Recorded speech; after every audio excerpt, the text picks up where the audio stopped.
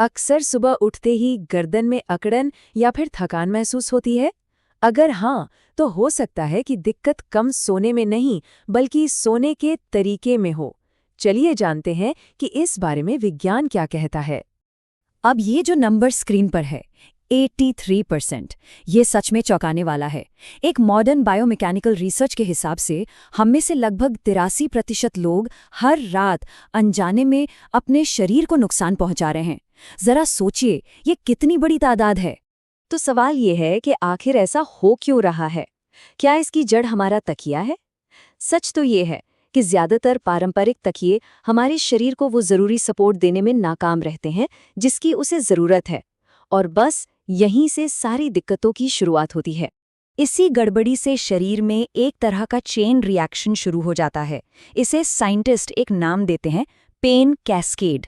मतलब दर्द का एक ऐसा झरना जो एक बार शुरू हो जाए तो बस बहता ही जाता है, और ये पूरी प्रक्रिया चुपचाप रात भर हमारे साथ चलती रहती। तो चलिए इसके पीछे के साइंस को थोड़ा और करीब से देखते हैं।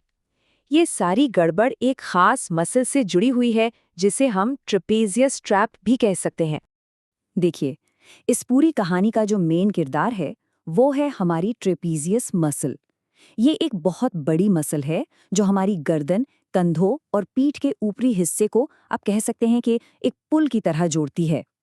अब होता क्या है, जब तकिए से सही सपोर्ट नहीं मिलता तो गर्दन का जो नेचुरल कर्व है वो बिगड़ जाता है। और हमारा दिमाग बहुत स्मार्ट है, वो इस खतरे को तुरंत पहचान लेता है और रीढ़ की हड्डी को बचाने के लिए क्या करता है, वो ट्रेपीजियस मसल्स को कसने का सिग्नल भेजता है। इसे ऐसे समझिए जैसे कोई पूरी रात अपनी गर्दन से प्लैंक कर रहा हो। सोचिए जरा कितना स्ट्रेस पड़ता होगा। और बस यहीं से शुरू हो जाता है एक डोमिनो इफेक्ट।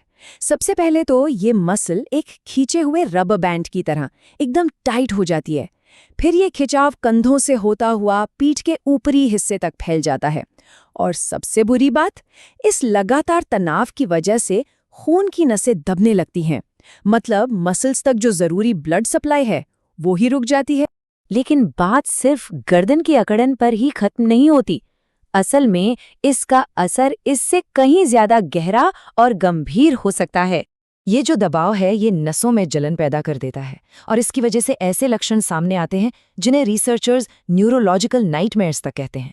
सुनने में थोड़ा डरावना लगता है ना? लेकिन ये नाम इस सिचुएशन की गंभीरता को बिल्कुल सही सही बताता है।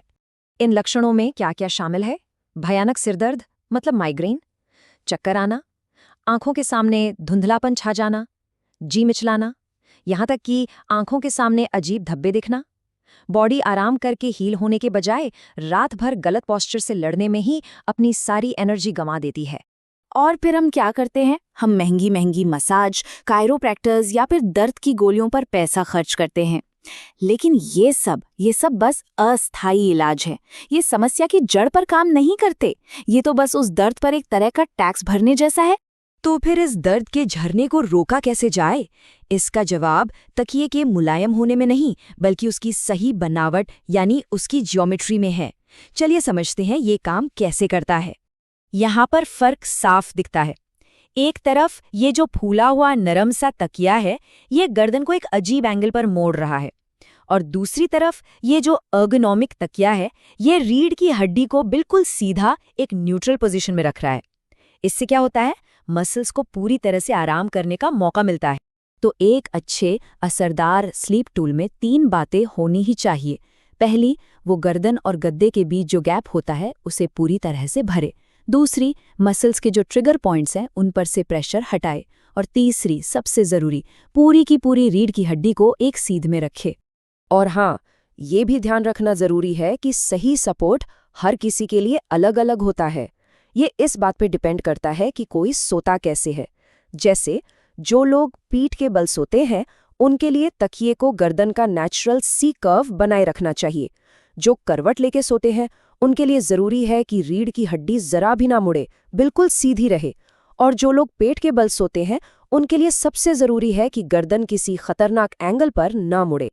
और जब ये सही सपोर्ट मिलता है ना, तो इसका असर फौरन महसूस होता है। सिर का वजन सही से बट जाता है, और ये तकिया एक हल्की पूरी रात चलने वाली मसाज की तरह काम करता है।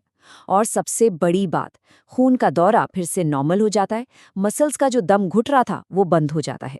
तो सबसे बड़ी सीख क्या है? हमें तकियों को सिर्फ मुलायम, आरामदायक सामान समझना बंद करना होगा। हमें उन्हें एक ऑर्थोपेडिक टूल की तरह देखना होगा जो हमारे शरीर को सपोर्ट करता है। एक बात साफ है, अगर दर्द को जड़ से खत्म करना है तो शरीर के अलाइनमेंट को ठीक करना ही पड़ेगा। तो आखिर में ये एक सवाल है जो हम सबको खुद से पूछना चाहिए। हमारा शरीर हर रात खुद को रिपेयर करने की कोशिश करता है, लेकिन एक गलत तकिया वो इस पूरी हीलिंग प्रोसेस को उल्टा कर सकता है। तो सवाल ये है, हमारी नींद वो दिन भर के डैमेज को ठीक कर रही है या उसे और बढ़ा रही है?